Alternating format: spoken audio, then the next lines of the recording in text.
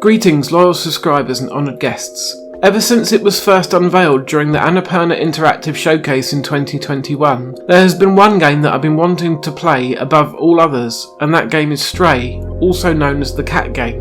It was love at first sight of the trailer, which showed a little ginger kitty exploring a post-apocalyptic world populated only by robots, featuring the most realistic cat animation I've ever witnessed in a video game. Now that time is finally here. The game was released at no additional cost to PS Plus Premium subscribers, and I lapped it up like a cat that got the cream. There is no way that this isn't going to be my game of the year, right? Well, unfortunately, not really, but we'll get to that in due time. Let's go over the good stuff first. And there is indeed an awful lot to like about Stray. It's incredibly charming from beginning to end, with an intriguing world that you want to explore and learn more about.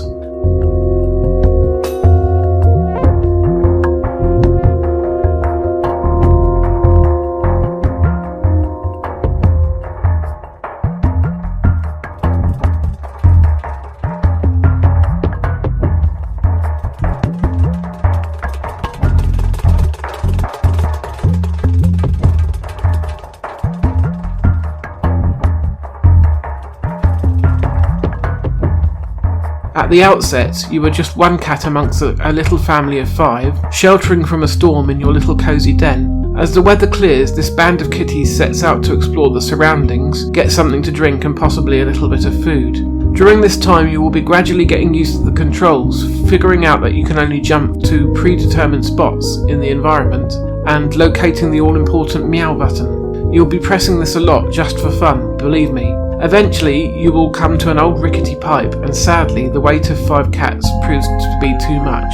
Just as you are crossing the pipe, finally breaks, sending you into the depths below. As you land heavily, you hurt your leg and have to limp around for a while, but thankfully it's nothing serious, and you shake it off before too long. You can hear the plaintive cries of your siblings above, but you are cut off from them with no way back, so the only thing for it is to venture onwards, and so the adventure begins.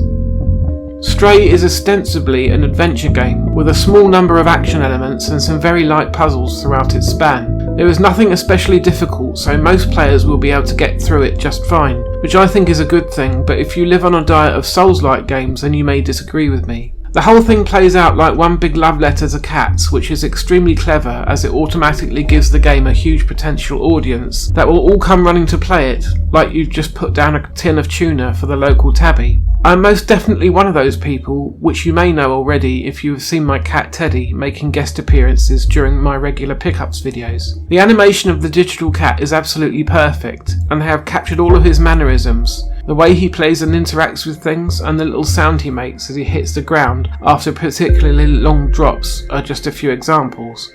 But this game is littered with them from start to finish. As you progress a bit further into the game, you will discover headcrab-like creatures known as Zerk, who feed on both biological and metallic life forms. Their eggs are found everywhere throughout the darker and grimier corners of the slums and the sewers. During your first encounters, you will have to run away, which is a bit stressful, as it is not pleasant at all to witness your feline avatar being attacked and potentially killed by them. Later on, you will get the opportunity to fight back, and there will be a few instances of combat, but this is very short-lived. After a certain point, you will never really encounter the Zerk again, despite them still being out there in the world.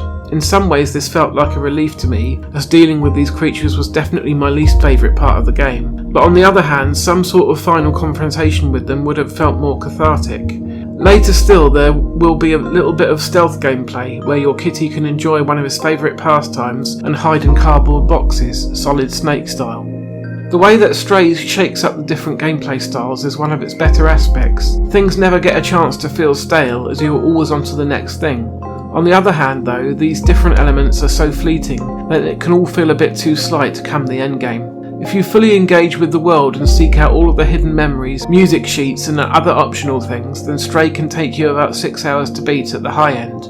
If you just focus on the main tasks, then you are looking at a time closer to 4 hours. This is my real issue with the game, and the reason it won't make as big as an impact as I would have liked it to. It's just too short, and it costs £25 to buy, which is too much in my opinion. Yes, Sony has included the game as part of PS Plus Premium on day one, and it is the best thing available on that tier, but the rest of Premium has been such a massive disappointment so far, with far too few classic game offerings and the same old latency problems with the PS3 streaming. I can't really recommend paying for it just now. So neither option for playing Stray is great value for money right now. I would recommend waiting for it to go on sale. Visually, Stray does look great with some fantastic uses of lighting with neon signs that really pop, wet reflective tarmac and the fur on your kitty. It also features a fantastic soundtrack that is comprised of some laid-back beats and some more frantic electronic music during the action moments or perilous chases. IM8bit is selling the Stray soundtrack on their website, and I could see myself listening to it outside of the game, but I don't have a vinyl record player and I don't intend on getting one anytime soon. I guess I could always enjoy listening to the tunes here on YouTube. We'll see. In conclusion, I do want Stray to be a success for Blue 12, but for me, its brevity does mean it falls short of the ultimate accolade that I could give it. If you do get an opportunity to play it, I would take it, especially if you are a cat fan. I'm hoping for some DLC or a more extensive sequel, but neither of those things are really Annapurna's style, so I'm not certain we will see either.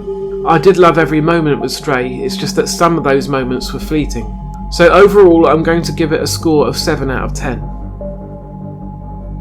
Thanks for watching this video. If you enjoyed it, then please consider leaving a like, subscribing to the channel, dropping a comment or sharing on social media. I'll be looking at another recent release called As Dusk Falls next time in another episode of the Xbox Zone. Hope to see you again then, and in the meantime, take care.